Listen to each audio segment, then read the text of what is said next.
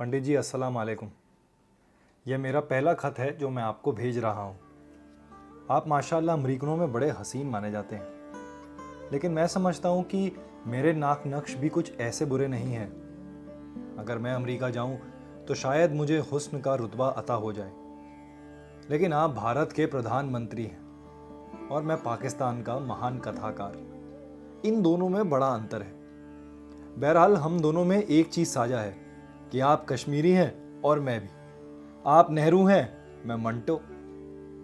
कश्मीरी होने का दूसरा मतलब खूबसूरती, और खूबसूरती का मतलब जो अभी तक मैंने नहीं देखा। मुद्दत से मेरी इच्छा थी कि मैं आपसे मिलूं, शायद बशर्ते जिंदगी मुलाकात हो भी जाए। मेरे बुजुर्ग तो आपके बुजुर्गों से अक्सर मिलते जुलते रहे हैं, लेकिन यहां कोई ऐसी सूरत ना निकली कि आपसे मुलाकात हो सके। ये कैसी ट्रेजेडी है कि मैंने आपको देखा तक नहीं। आवाज रेडियो पर अलबत्ता सुनी जरूर है, वो भी एक बार। जैसा कि मैं कह चुका हूं कि मुद्दत से मेरी इच्छा थी कि आपसे मिलूं, इसीलिए कि आपसे मेरा कश्मीर का रिश्ता है। लेकिन अब सोचता हूं इसकी जरूरत ही क्या है। कश्मीरी किसी ना किसी रास्ते से, किसी ना किसी चौराहे पर दूसरे कश्मीरी से मिल ही जाता है।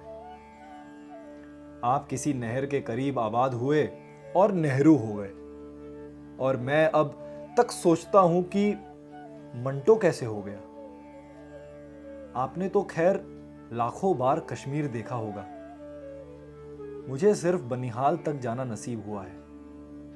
मेरे कश्मीरी दोस्त जो कश्मीरी जबान जानते हैं मुझे बताते हैं कि मंटो का मतलब मंट है, यानी 1.5 सेर का बट्टा।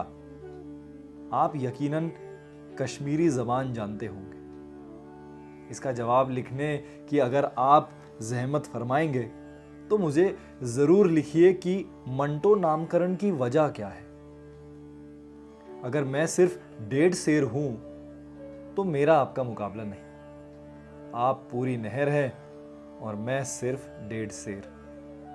आपसे मैं कैसे टक्कर ले सकता हूं। लेकिन हम दोनों ऐसी बंदूकें हैं जो कश्मीरियों के बारे में प्रचलित कहावत के अनुसार धूप में ठस करती हैं। माफ कीजिएगा, आप इसका बुरा ना मानिएगा। मैंने भी यह फर्जी कहावत सुनी तो कश्मीरी होने की वजह से मेरा तन बदन जल गया। चूंकि यह दिलचस्प है, इसीलिए मैंने इसका जिक्र तफरी के लिए कर दिया है। हालांकि मैं आप दोनों अच्छी तरह जानते हैं कि हम कश्मीरी किसी मैदान में आज तक नहीं हारे। राजनीति में आपका नाम मैं बड़े गर्व के साथ ले सकता हूं, क्योंकि बात कहकर फौरन खंडन करना आप खूब जानते हैं। पहलवानी में हम कश्मीरियों को आज तक किसने हराया है? शायरी में हमसे कौन बाजी ले सकता है? लेकिन मुझे यह सुनकर हैरत हुई कि आप हमारा दरिया बंद कर रहे हैं। लेकिन पंडित जी, आप तो सिर्फ नेहरू हैं। अफसोस कि मैं 1.5 सेर का बट्टा हूं।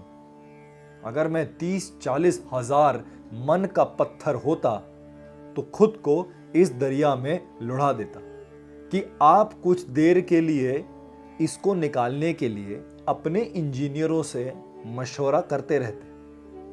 पंडित जी, इसमें कोई शक नहीं कि आप बहुत बड़े आदमी हैं। आप भारत के प्रधानमंत्री हैं, उस पर मुल्क जिससे हमारा संबंध रहा है, आपकी हुक्मरानी है। आप सब कुछ हैं, लेकिन गुस्ताखी माफ की आपने इस खाकसर जो कश्मीरी है कि किसी बात की परवाह नहीं की। देखिए, मैं आपसे एक दिलचस्प बात का जिक्र करता हूं। मेरे वालिद साहब स्वर्गीय, जो जाहिर है कि कश्मीरी थे, जब किसी हाथों को देखते तो घर ले आते, ढूंढी में बिठाकर उसे नमकीन चाय पिलाते, साथ कुलचा भी होता।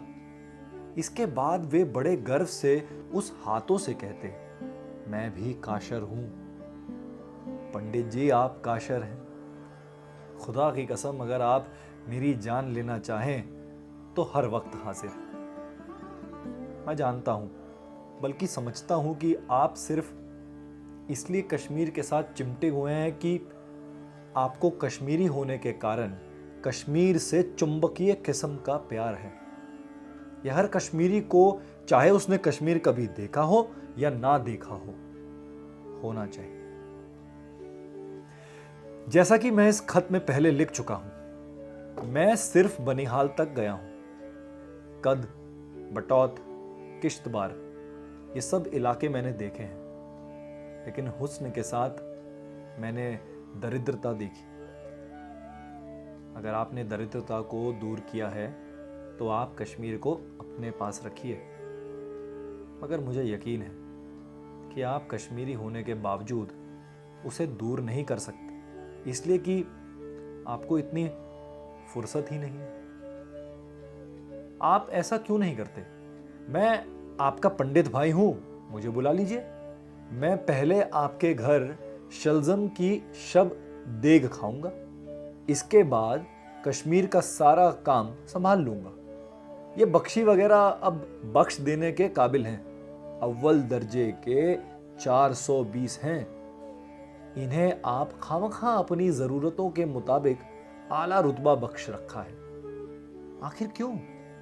मैं समझता हूं कि आप राजनेता हैं, जो कि मैं नहीं हूं, लेकिन यह मतलब नहीं कि मैं कोई बात समझ ना सकूं।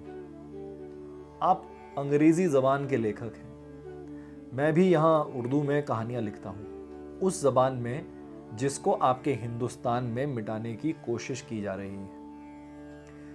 पंडित जी, मैं आपके बयान पढ़ता रहता हूं, इनसे मैंने एक नतीजा निकाला है कि आपको उर्दू से प्यार है।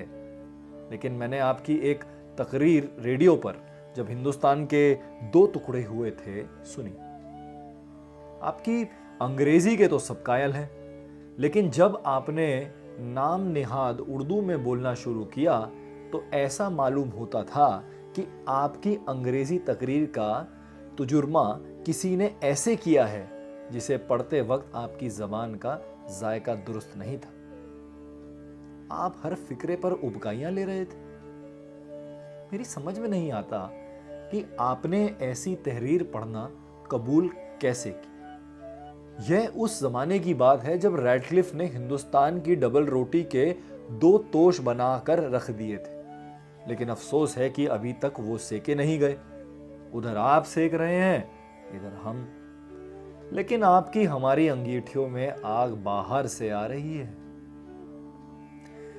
पंडित जी, आजकल बग्गू गोशों का मौसम है। गोशे तो खैर मैंने बेशुमार देखे हैं, लेकिन बग्गू गोशे खाने को जी बहुत चाहता है।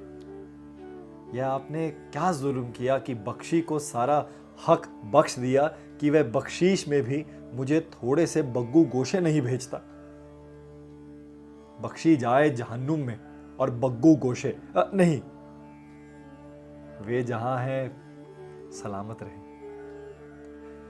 मुझे दरअसल आपसे कहना था, आप मेरी किताबें क्यों नहीं पढ़ते? आपने अगर पढ़ी हैं तो मुझे अफसोस है कि आपने दाद नहीं दी, और अगर नहीं पढ़ी हैं तो और भी ज्यादा अफसोस का मुकाम है, इसलिए कि आप एक लेखक हैं। अश्लील लेखन के आरोप में मुझ पर कई मुकदमे चल चुके हैं, मगर यह कितनी बड़ी ज्यादती है कि दिल्ली में आपकी नाक की ऐन नीचे वहां एक पब्लिशर मेरी कहानियों का संग्रह मंटो के फोहश अफसाने के नाम से प्रकाशित करता है। मैंने किताब लिखी है, इसकी भूमिका यही खत है जो मैंने आपके नाम लिखा है। अगर यह किताब भी आपके यहाँ नाजायज तौर पर छप गई तो खुदा की कसम मैं किसी ना किसी तरह दिल्ली पहुंचकर आपको पकड़ लूंगा, फिर छोड़ूंगा नहीं आपको। आपके साथ ऐसे चिमटूंगा कि आप सारी उम्र याद रखेंगे। हर रोज सुबह को आपसे कहूंगा कि नमकीन चाय पिलाएं, साथ में कुलचा भी हो। शलजमों की शब्द देख तो खैर हर हफ्ते के बाद जरूर होगी। यह किताब छप जाए तो मैं इसकी प्रति आपको भेजूंगा। उम्मीद है कि आप मुझे इसकी प्रति सूचना ज़रूर देंगे और मेरी तहरीर के बारे में अपनी राय से ज़रूर आगाह करेंगे। आपको मेरे इस खत से जले हुए गोश्त की बू आएगी। आपको मालूम है, हमारे वतन कश्मीर में एक शायर गनी रहता था, जो गनी काश्मीरी के नाम से मशहूर है। उसके पास ईरान से एक शायर आया। उसके घर के दरवाजे खुले थे, इसलिए कि वो घर में नहीं था। वह लोगों से कहा करता था कि मेरे घर में क्या है जो मैं दरवाजे बंद रखूं। अलबत्ता जब मैं घर में होता हूं, दरवाजे बंद कर देता हूं, इसलिए कि मैं ही तो इसकी इकलौती दौलत हूं। ईरानी शायर उसके सूने घर में अपनी बयाज छोड़ गया। उसमें एक शेर नामुकम्मल था। मिसरा सानी हो गया था, मगर मिसरा उला उस शायर से नहीं कहा गया था। मिसरा सानी ये था कि अज लिबास तो बुए कबाब भी आयद। जब वो ईरानी शायर कुछ देर के बाद वापस आया, उसने अपनी बयाज देखी। मिसरा उला मौजूद था। कदाम सोख्ता जां दस्त जो बदामानत। पंडित जी, मैं भी एक सोख्ताजां दृग्ध हृदय हूं। मैंने आपके दामन पर अपना हाथ दिया है, इसलिए कि मैं यह किताब आपको समर्पित कर रहा हूं। 27 अगस्त 1994। सादत हसन मंटो। यह पत्र मंटो ने अपनी मृत्यु से 4 महीना 22 दिन पहले लिखा था।